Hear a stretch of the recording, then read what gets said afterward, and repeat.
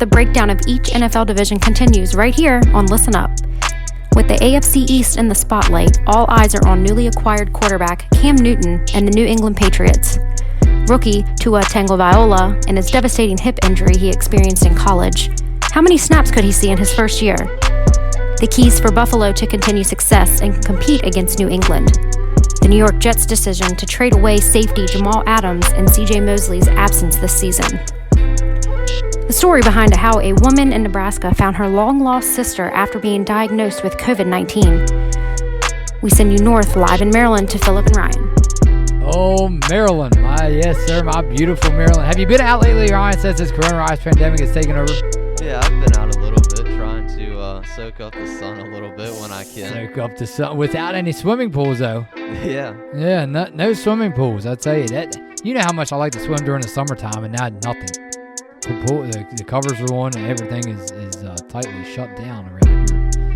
Look, I was getting bored the other morning over the weekend. It was actually, I had to look this up. Some other players that Major League Baseball players that were born in the state of Maryland that I didn't have any clue about were Cal Ripken Jr., and then I think, of course, his father, and then Al Kaline, and rest in peace to Al Kaline, just passed away not too long ago. And then you have, of course, the great Babe Ruth. So, listen, we're live on Listen Up. It's alongside Ryan Renner. I'm Phil Becerra, and we're about just an hour west outside of Baltimore. If you haven't visited the Baltimore Aquarium yet, you should really think about it. I don't know. Have you ever been there? Yeah, I've actually been there about 2 or 3 times. It's a pretty cool place. Beautiful, to isn't it? Yeah. And a lot of facts to learn about. My favorite thing was always going down with my mom when I was smaller, when I was just a kid, and visiting the actual dolphin show. I love taking field trips with the school down there, and sometimes we sit in the front row where the splash zone was. Mom always told me, Phil, you can't sit down there. I just had a perm the other week. I said, oh, she didn't want to mess her hair up, so. But no, I loved going to the dolphin shows and seeing the different and seeing the workers, swim in with the dolphins. I was told, I don't know about you, I was told that they took that away. Yeah, I think they actually did. And speaking of dolphin shows, I remember I used to take a lot of vacations with my family down in Orlando, Florida. And shout out to Orlando, Florida, a couple relatives down there. Shout out to Gene and Wayne. And so you do you have relatives down there? Yeah, a couple relatives. You never told me about that. Members, yeah. We try to visit them when we can. No wonder we call it Listen Up. We have to listen up, especially to Rob. I'm curious to learn a lot of new things about you that we haven't already heard about. But so listen, we're going to sit our snacks down for a minute, our drinks, our sodas. And we're going to dive into the AFC East. A lot to talk about today is this division. We apologize for you. On our last episode, I said, and you actually pointed this out, and you said, oh, Phil, we forgot to say who we predicted in the NFC East. And I said, oh, shoot, you know what? Instead of putting our producer, Alston, to work because he's done so well over the last, couple months, I said, you know what, Ryan, we'll just wait until episode 3 and we'll tell him. So we apologize. We did not announce for my NFC East division pick. I had the Dallas Cowboys winning that division this upcoming season. Yeah, and I also had the Dallas Cowboys as well winning. It's as easy as that. So there you have it. Dallas Cowboys, NFC East division champions for 2020. Now stay tuned. We promise not to forget today. Stay tuned for the end as we predict our AFC East division winners. And I'm sure this pick might surprise most of you all because I believe that you and I have the same team winning. Spoiler alert, I won't say anything else. I'll just cut it there. So again, we want to thank all of our Listen Up crew for helping us out this past week as we get 2 episodes out to you early and often. We hope you're enjoying your week, staying safe out there. We want to say, again, hi to everyone listening, and we want to remind you to follow us on Twitter at Listen Up 2020 Pod. That's 2020 POD. On Facebook at Phil Becerra and on YouTube. Just search Listen Up Podcast, and we should come up right away. We also want to credit Alston again for the upcoming edition of our new website. Check us out online, Listen Up Maryland. That's listenupmd.com. And we apologize for a lot of different nicks and knacks not done on the website yet. It's a work in progress. So again, Austin is taking his time and making sure everything is put together as perfectly as can be. Yeah, I know we're trying to work on that website a little bit and get a couple episodes on there as well. I remember the other day we was in here for episode 2, and I forgot to bring up to you the opt-out deadline for the NFL players was Thursday, August the 6th, at 4 o'clock. That was the deadline. And as of Thursday, I don't know if you have a different number than I do, Ryan, but I had 67 players on the opt-out list. Yeah, I believe it was around 67, 68, 69, somewhere in that range. So unfortunately we have a cutoff time. We will not have time to go over every player that opted out. You can find that, I guess, on NFL.com news, I believe it was, that I saw. I'm sure that some of their fan bases are disappointed over some players deciding to sit out. But the reality, Ryan, is that there are more important concerns nowadays surrounding our nation. It's just reality. That's the way it is. It's simply more important things going on other than just worrying about winning football games. Yeah, you have to understand and respect all the players' decisions to opt out of the season. Yeah, so yeah, you said it right. We definitely respect the players' decisions to opt out, and we wish them the best of luck as they make every effort to keep their families safe and enjoy more family time. More family, like we've all been doing, huh? Lockdown tight, lockdown Larry, they call it. You can't go you can't go anywhere nowadays, I'll tell you. So, diving into the AFC East, so far, if you've missed the first couple episodes that we provided to surrounding areas of Maryland and inside the state of Maryland, we have covered the AFC North and NFC East. Today, we will break down the AFC East for you right here on Listen Up. So far, I have the Ravens, Steelers, and Cowboys making the playoffs. And so far, Ryan has the Ravens, Steelers, Cowboys, and the Philadelphia Eagles making the playoffs. First, Ryan, the New England Patriots, they started the season at they finished the season. I'm just ready for football to come back. Can you say that? You can say that already. New England, they finished their season 12-4. They made a surprising early exit against the Tennessee Titans, which was kind of like a Cinderella story for Tennessee this year, because of what they did. They knocked out New England in the wild card round, then they go up to Baltimore and knock Baltimore out of the playoffs, the number 1 seed in the AFC. New England, to me, I saw it coming. They just didn't have the talent like they had in years past. Tom Brady started to struggle some here and there. And you mentioned it to me. It was funny because I was sitting at work one day and you bring up, and you know what, Phil? You said Tom Brady's last pass as a Patriot, an interception. Yeah, a pick six to end the game. A pick six, nonetheless. Yeah. So, they did not have any round 1 pick this year, so we'll dive into their NFL draft again. The New England Patriots, round 2, they got a solid pick, 37th overall, and Kyle, was that Duger? Yeah, Kyle Duger out of Lenore-Ryan. Yeah, and so in round 2, they also picked up Josh Uche, outside linebacker out of Michigan. And I thought I saw this, and I had to look twice at it. Really surprising for me.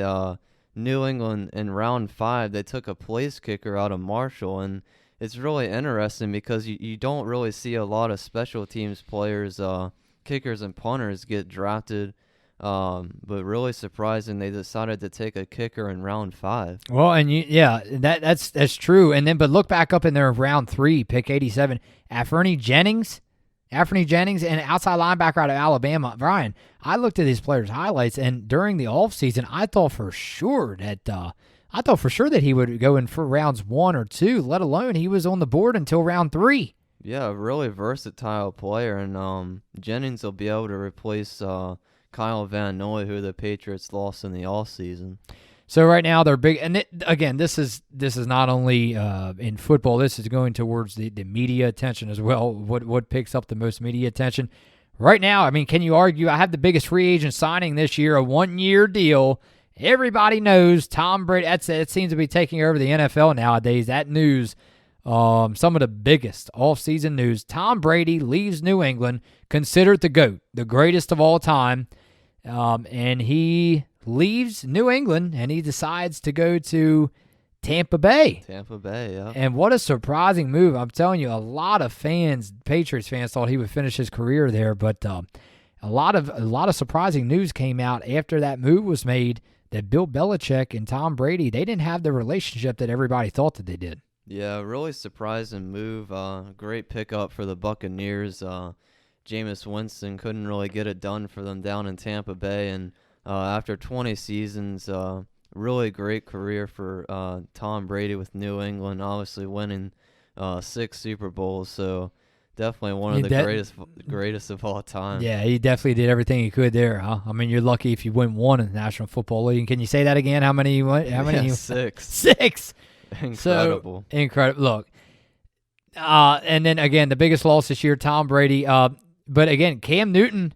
Now we finally, I've been dying. I wouldn't want to say his name all along these past 2 times that we've been together in the studio, but now I can finally talk about Cam Newton. He's a New England Patriot.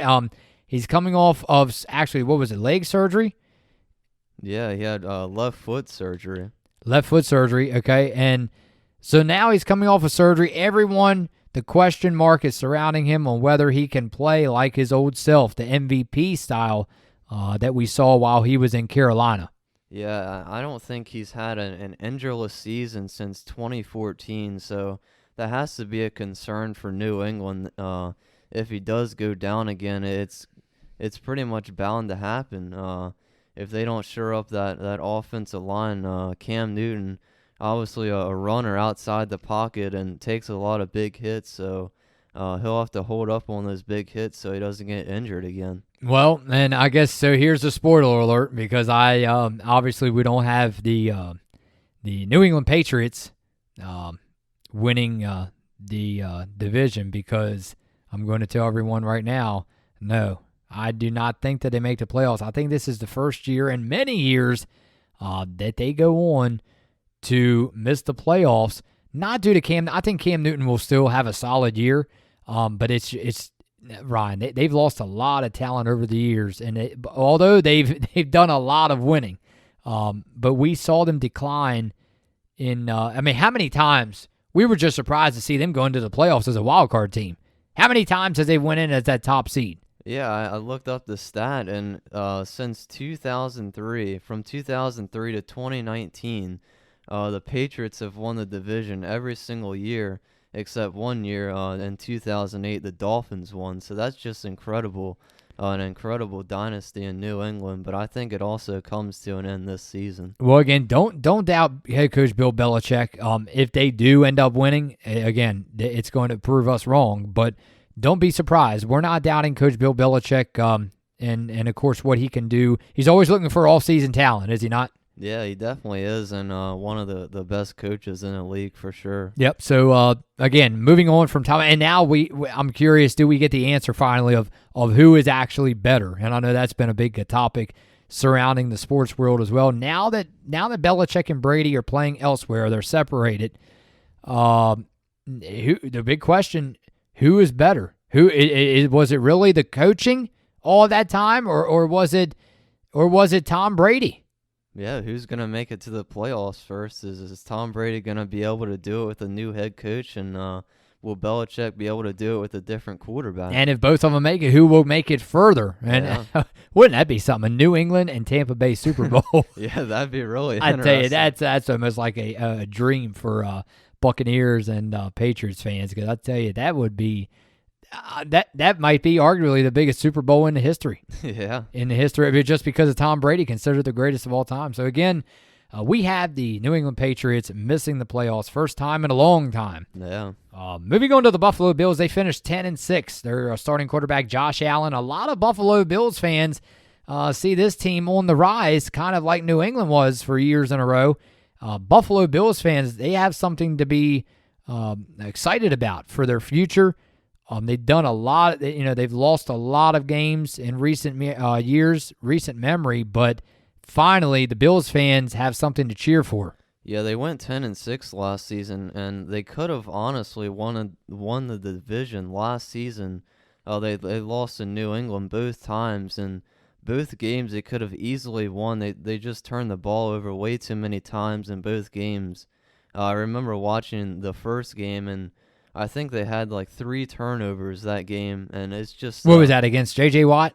Against New England. Against New England. Yeah, so I think if they would have won those 2 games, they would have won the division, but they just didn't play well against New England, and you just can't give New England second chance opportunities because they're going to beat you every single time. Oh, my gosh. I mean, turning the ball over against any team in the National Football League, that's a recipe for disaster. And I'll tell you, they lost, again, Josh Allen and company lost the wild card round to Houston. They came out, really strong, though, if I remember, in that ball game. They came out to an early lead in Houston, and they quieted that Texans crowd there for a while. Yeah, they had a 16-point lead, and it quickly vanished with the comeback from Deshaun Watson.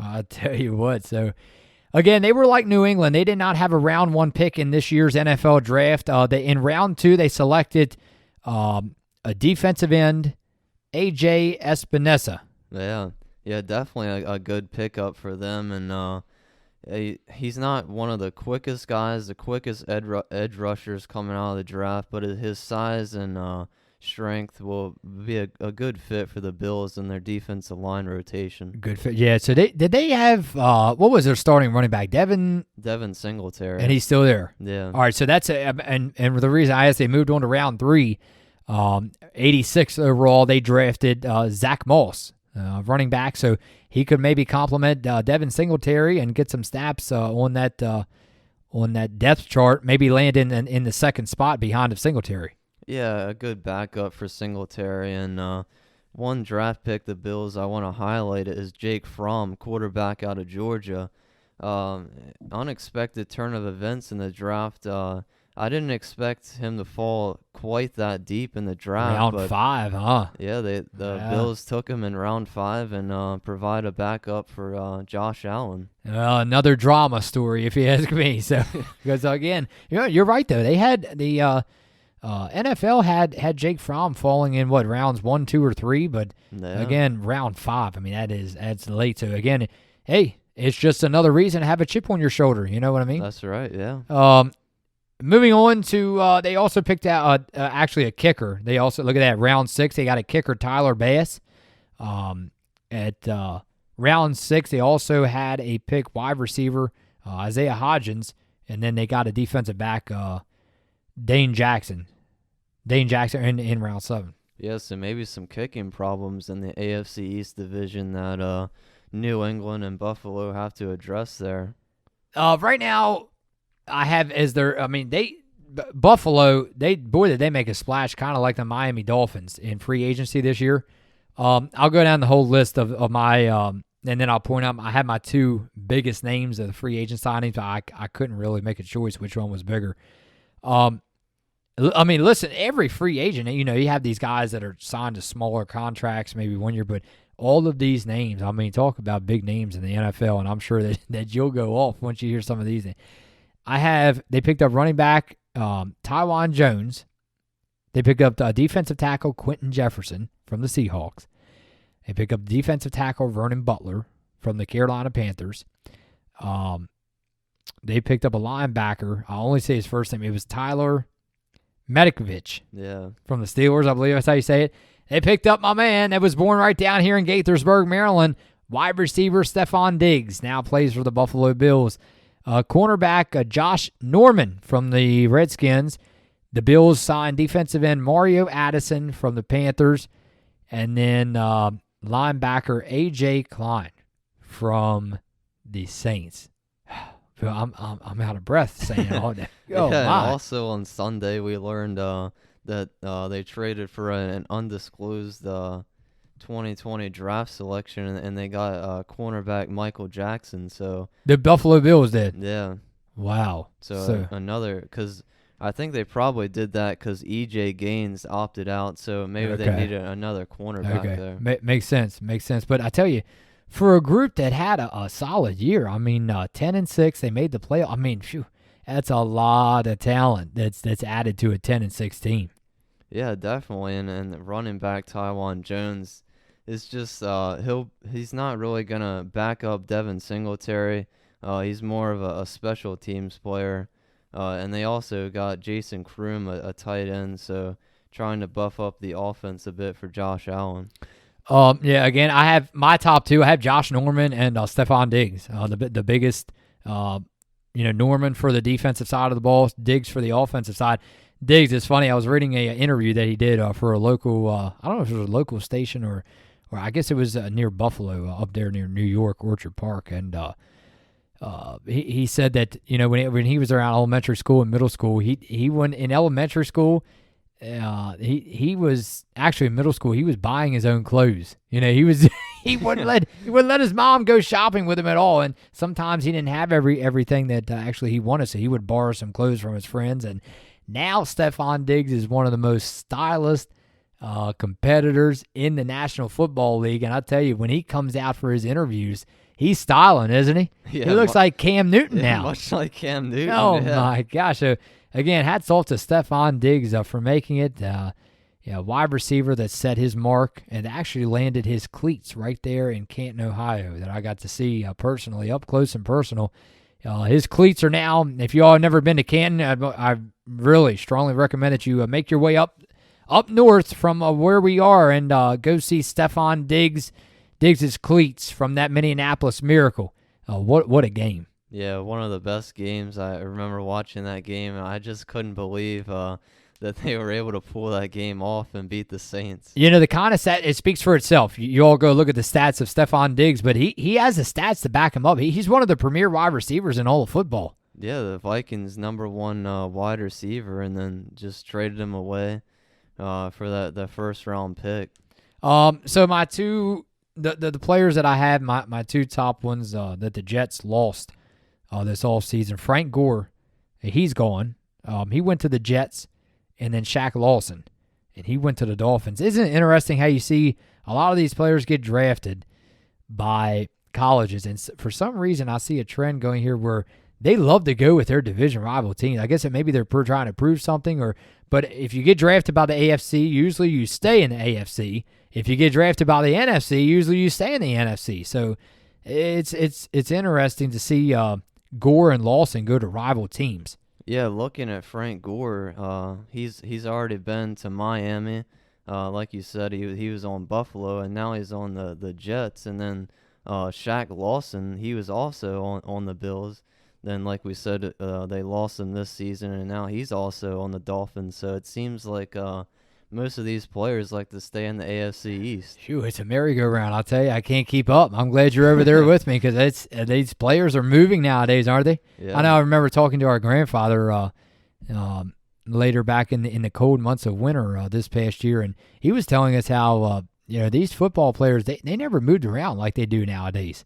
I guess because money, and they didn't make the kind of money they do now. But boy, do these players move around. Yeah, they go where the money is, I guess. And free agency. Sign the big contract. You know what they say? There's never an off season. Yeah. There's no off season in football. Yep. So again, we'll conclude right there. The Buffalo Bills, broke down their roster and their some of their draft picks, their top free agent signings. Here we go.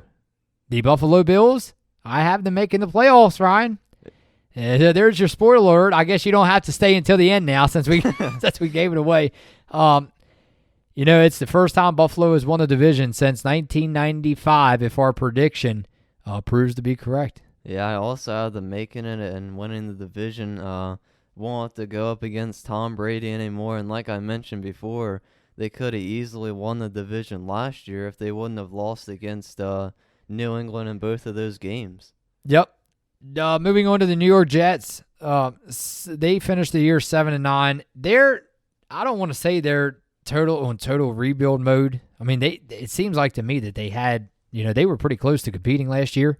And I could just hear it in my head right now. Jets, Jets. Again, they're starting quarterback Sam Darnold. Round one, I tell you, Mekhi Becton.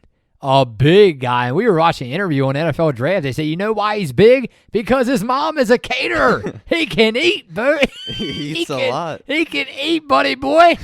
So, look, again, Mekhi Becton, an offensive tackle out of Louisville, and boy, does he he has good his feet movement. I mean, he is one strong guy. They said if you like to see people abuse people, why you watch his football highlights, and he will bully the heck out of you. Yeah, and they also drafted in the 4th round another offensive tackle out of UNC Charlotte, Cameron Clark. So trying to protect Sam Darnold in the backfield. Yep. Another one was Ashton Davis, safety out of California. They picked him at 68th overall, ran in round 3. Again, I think that they're actually this year. I might have them finishing last in the division, just because we'll get into the Miami Dolphins here in a minute, but just because of the talent that Miami picked up. But not only that, you talk about now players opting out.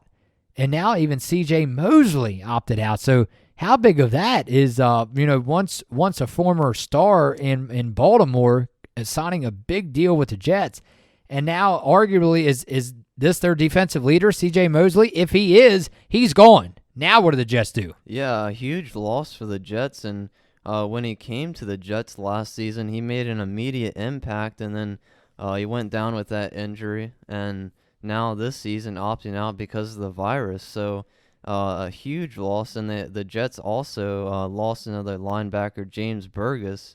He also opted out. So a couple of losses on defense. Well, so James Burgess and no James Burgess, no C.J. Mosley. So they're going to have to figure out what they can do to now it sounds like we're talking about Baltimore all over again with the linebacker situation, doesn't it? Yeah. So we'll see how they and again, I'm looking on, if I missed any, you let me know. I'm looking on their list of players drafted this year, and I don't see any linebackers at all. Yeah, no linebackers at all. And I want to bring this up since I'm a Florida Gators fan. In the 3rd round, they drafted Jabari Zuniga, defensive end out of Florida. Really speedy guy that they can use on the defensive line. And also a really good running back out of Florida, LaMichael Pirine, to back up Le'Veon Bell. So a couple Florida Gator guys there. Did Le'Veon Bell, when you searched, did he get injured last year? Yeah, he did. Okay, yeah, because I was looking at his numbers. He didn't break 1,000 yards rushing, so I knew something was up there. I was like, Ryan, you have to look that up for me to see if because when they signed him coming into New York, I know they didn't envision him to rush under 1,000 yards. Yeah, signed him on a 4-year deal, and I believe he injured his leg. So again, I'm curious how the New York Jets look when it comes to stopping that run against some of the elite running backs in the league. Their linebacker situation, I don't see any linebackers drafted. So they might be doing a little swapping in and out. Maybe during the season, signing adding another free agent maybe to go into the middle of that defense. Yeah, well, in free agency, they did sign 4 linebackers. Of course, they signed Burgess, but he opted out. But the other 3 linebackers, now they all signed on 1-year deals. Neville Hewitt, Patrick Onawasu, I know you're familiar with that Patrick name. Onawasu. I'm glad you brought that up. Yeah, I forgot about that. Coming from Baltimore, and also Jordan Jenkins. So okay, well, see, so I'm not familiar with the other 3, but again, yes. So Patrick Onawasu, so hey, guess what? He played lights out in Baltimore. I could really see him maybe taking over the spotlight for C.J. Mosley. Yeah, definitely a possibility, and being they call him Peanut. Peanut. Peanut. And that's why we used to have a little dog, and my mom, I tell you, that was her little Peanut. She took great care of that dog, and passed away. Actually, I believe it was this year, back in March or April. And but yeah, we always used to, we called the dog, and it looked, light brown dog, Peanut. So she couldn't believe the first time I told her, and I said, yeah. I said, Baltimore actually has a player named Peanut. And she couldn't. No, they don't. But, yeah, so I'm glad you bring that up. So Patrick Onawasu, I'll tell you, what a big role he plays now. I'm feeling he probably has even more pressure on his shoulders now. Yeah, a lot of pressure being able to step in for C.J. Mosley. Yeah. So Brashad Perryman, they also signed Perryman. Listen, he was one of the top, if not the top draft bust, one of the top draft busts in Ravens history. He did not make a mark at all in Baltimore, whether it was dropping passes. I mean, he running the wrong routes. I mean, so they also signed quarterback Joe Flacco. I'm sure you remember that signing. I was sitting on the couch there, and where I always usually am, when that signing happened. But so maybe do you see if Darnold doesn't live up to expectations? Do you maybe see quarterback Joe Flacco taking over? I mean, with his veteran presence, he's won a Super Bowl, and look at the guys that he's surrounded by: Patrick Onwuasor, Brashad Perryman. Maybe Flacco and Perryman make some connections because they played together before. Yeah, a possibility for sure. And also, the Jets took another quarterback out of Florida International in round 4, and James Morgan. And I believe they re-signed backup quarterback David Fales. Okay, so they have a lot of quarterback depth to work with, but you can't imagine they're going to keep 3 and 4 quarterbacks. Yeah, I wouldn't think so, no. They're top players I have lost this all season. Wide receiver Robbie Anderson. He went to Carolina on a 2-year deal. Ryan, they were already thin at wide receiver, and now that they lost this guy, I mean, the Jets are in deep trouble at wide receiver. Yeah, and plus they also lost, I believe he opted out right before Thursday's deadline. They lost wide receiver Josh Doxson to So see how thin they are? really slim on all wide receiver position. So guess what? They only picked one wide receiver out of the draft at round 2. And that was out of Baylor, wide receiver Denzel Mims. So guess what? They're saying, Mims, you better step up. Yeah, they have to provide really quickly for the Jets. Again, no C.J. Mosley. We talked about that. Right now, it's come down to it. Playoffs, I say no. I say the Jets, they could maybe sneak into a wild card spot. But again, I won't go there. I'll stick with my choice, and I'll say a no for the playoffs for the New York Jets. Yeah, I'm also going to say no playoffs for the Jets. I just don't think they have enough talent to get there yet. The 5-11 Miami Dolphins, a lot to talk about with this team. The Miami Dolphins definitely made a huge splash in free agency, but we want to go over the draft first for you guys. Again, Tua Tagovailoa. Should we, could we, would we, shoulda, coulda, woulda. Will we see any snaps, and if so, how many out of the quarterback from Alabama? Because, Ryan, if you remember that terrible hip injury that he suffered in college, I mean, we thought that we may never see him play football again, but he recovered well. I watched video during the offseason of him working out actually it was I think it was outside and inside at different complexes. He looked great throwing the football, his hip movement, his feet. He was looking awesome. I don't know if you watched any of the videos, but again, if he does get any snaps this year in the league, will they limit him, or will they go all out and say, hey, we're going to compete? Yeah, they'll probably limit him for sure, and I'm glad to see him back to throwing the football. Oh, definitely. Congratulations to him. Yeah, after the devastating hip injury. But the Dolphins have 2 other quarterbacks on their roster. Obviously, Ryan Fitzpatrick, who started last season. They also have Josh Rosen. So despite recovering from hip injury, I think Fitzpatrick will still be the week 1 starter over Tua. Isn't it crazy in the NFL? I mean, the great John Eisenberg, he's a writer for the Baltimore Ravens, isn't it? He wrote an article at that time, now that we're going over the AFC East, he wrote an article, it was actually last week, I believe, and he said, isn't it amazing how things can change in the National Football League in a matter of months? Ravens fans were devastated. I admit I was devastated by C.J. Mosley leaving the Ravens, one of their premier players, one of the best linebackers, in Ravens history, aside from Ray Lewis. But now we see C.J. Mosley moving on to this division. He's not even playing. He's opting out. Of course, we didn't know anything about the virus. And now the linebackers Baltimore has, that's an afterthought. They feel like they're confident and ready to go at the linebacker position, especially with Patrick Queen. So, again, I talk about that because Tua Tagovailoa, when they drafted Josh Rosen, hey, we thought, oh, my God, he's going to be the future for the Dolphins. But now we're talking about another round 1 pick and 5th overall, Tua. So it's amazing to see how the NFL can change in a matter of months. Yeah, it can change quickly for sure. And I was really surprised with the Ravens losing quite a good amount of players in the 2018 offseason, for them to come out in 2019 and get that 14-2 record and obviously lose in the playoffs. But it was amazing that they were able to string together that many wins. Malcolm Perry, I want to shout out. Look at that list pick there, round 7. It was overall 246th. Even though he lasted, actually he got drafted late in the NFL draft.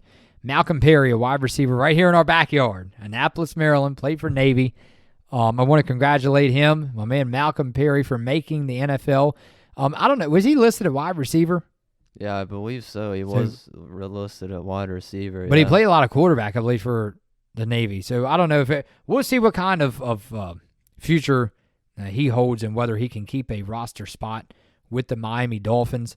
I think that he will make it on the roster come opening week in the league. My signings, listen to some of these now. I mean, talk about making a splash in NFL free agency. They had, the biggest cap? Yeah, they had a lot of cap space. I think they had the most in the whole NFL.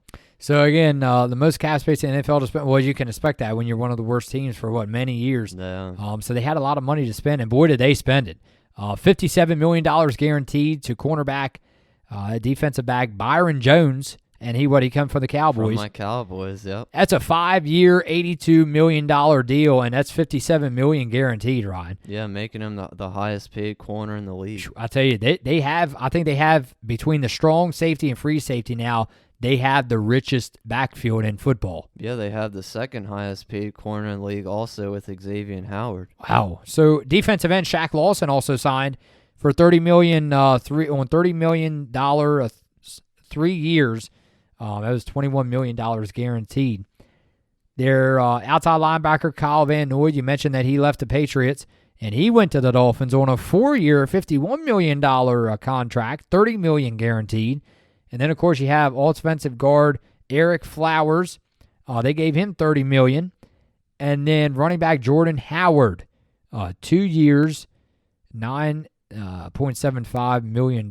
So I tell you, boy, did they splash during free agency this year. Yeah, they really needed Jordan Howard, and the Dolphins had the worst rushing attack in the league last year. And you brought up the stat earlier today that Ryan Fitzpatrick actually led the league in rushing. I'm glad. Yep, I'm glad you brought that up. The Dolphins he led the team. He had 243 rushing yards. You have and I'm sorry, Dolphins fans, I want to have to jump on you on this one. How can you expect to win? You have Ryan Fitzpatrick, and he's 37 years old. 37 years old. Miami, what are you doing? What are you doing? You need to get a premier running back in there that can handle the workload if you're going to think about running the ball, because I'll tell you what, that's not going to work in the NFL. If you want to win ball games, you have to rush the football. And Ryan Fitzpatrick had 3,529 passing yards last year. But Ryan, again, he led the team in 243 rushing yards. I had to look at that about 5 or 6 times. And their next closest rusher was Mark Walton, and he had 53 attempts and for 201 yards. Ryan, you're going to get burnt. 201 yards from your top running back. Yeah. In a whole season, 201 yards. I couldn't believe that when I found out that Fitzpatrick led their team. But I think Miami did address the need for running back, because in day 3 for the draft, they traded for former San Francisco running back Matt Breida. Yeah. Even though Breida wasn't the starter for the 49ers, he definitely has a lot of experience and confidence. So be able to provide a prominent role on the Dolphins, since they had no rushing at all out of their running backs. Yeah, I'll tell you. So, again, with New England gone, we'll see how they can hold up. They averaged the total points per game last year, about 26.1. So if Buffalo can compete against New England now that Tom Brady is gone, which I'm sure, even though Cam, not to take anything away from Newton, but I think Buffalo would definitely find a way to compete better than they ever did against Tom Brady. Yeah, and having Tom Brady leaving the division will definitely provide these teams with some ease and have a better chance for all these teams to make it. Yeah, because Buffalo, they averaged their total points per game was about 19.6 per game. So expect that number to rise, especially if they can start competing against New England. And we'll have to keep an eye on New England's defense because there's a lot of question marks around that defense as well. Of course, though, they did start out the year very well. And then, of course, they fell on that Sunday night football game against Baltimore and Lamar Jackson. But their defense was one of the tops last year. Yeah, but this offseason, with all these players opting out, the Patriots lost 8 players, including Patrick Chung, Ouch. their safety, and also linebacker Donta Hightower. So 2 major losses for the Patriots on defense. Well, with that said, the Miami Dolphins, obviously they're a rebuilding team. I see Tua Tagovailoa. I'm not too sure if I even see him making a start this year in the NFL. Now that because they did contain Ryan Fitzpatrick, they did keep him. Yeah, they did. So again, I just don't see Tua making a start unless they feel really confident that he can play. But I tell you got to watch that hip. Yeah, I think the Dolphins will be a surprise this season. I don't think a lot of people expect them to make a lot of noise. Oh no, I think that they'll definitely they'll be sneaking up to that wild card spot, but I just don't think. I think they'll just be barely on the outside looking in. Yeah, they picked up a lot of big names in free agency with all that cap room on both sides of the ball, but I don't think it'll be enough to get the Dolphins into the playoffs. So, again, we have the Miami Dolphins missing the playoffs. Now, our prediction, even though we already gave it away, we have the AFC East. The AFC East winners for this year. 2020 AFC East champions, the Buffalo Bills. How many times? What does that sound weird, huh? Yeah. No New England Patriots. No Patriots. No Patriots. So that's it. We've capped up your AFC East. We'll continue to break down each division for you up until the beginning of September when football should return. Again, no preseason. All preseason games canceled. Ryan, you called me up last week, and before we go here, the AFC South is what I was trying to think of over here. The AFC South is what we will break down our next episode, coming to you live out of Maryland. Before we go, Ryan called me up last week, and he said, Phil, I said, yeah, how you been, Ryan? I thought it was you asking for a little bit of cooking. How do you cook this? How do you cook that? I got to get dinner ready before my parents get home. No, I'm just kidding. So anyhow, you said, hey, I found this awesome article. And we're trying to bring you all some good news rather than, obviously we're hearing tons of negative news nowadays. Trying to find the positive. The positives. And I said, oh, yeah, right. He said, yeah, I found. So he said, yeah, these 2 ladies, where were they located? In Nebraska. In Nebraska. These 2 ladies in Nebraska found each other after, 53 years? Yeah, over 50 years. They were separated. And I said, oh, Ron, I said, the next time we're in the studio, you have to tell. You have to tell our fans this one because we're going to, they're going to really like the positive news that you got.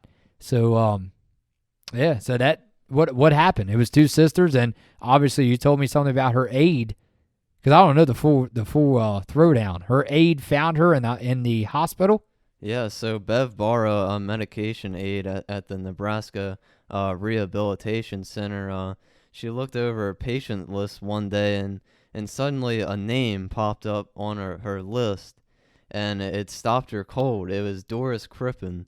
And she kept saying, "Oh my goodness, that must be her. That has to be my sister." Wow, how and about that like we feeling? already said, Oh. it's been over 50 years. They've been searching for each other for so long. Wow. And finally, And this was all because of the coronavirus. yeah, Doris Crippen unfortunately got the coronavirus, but it ended up ending in somewhat of a happy story, bringing them together. Wow. And, So and finding each other. Here we see all, I keep getting calls about how, this person, of course, now let's not make any mistake. The coronavirus has set a terrible impact on our nation. Tons and tons of lives, tons and tons of lives lost due to this horrible virus. But Ryan, I'll tell you, when you told me this, I thought, man, we have to put this on air because people will love it.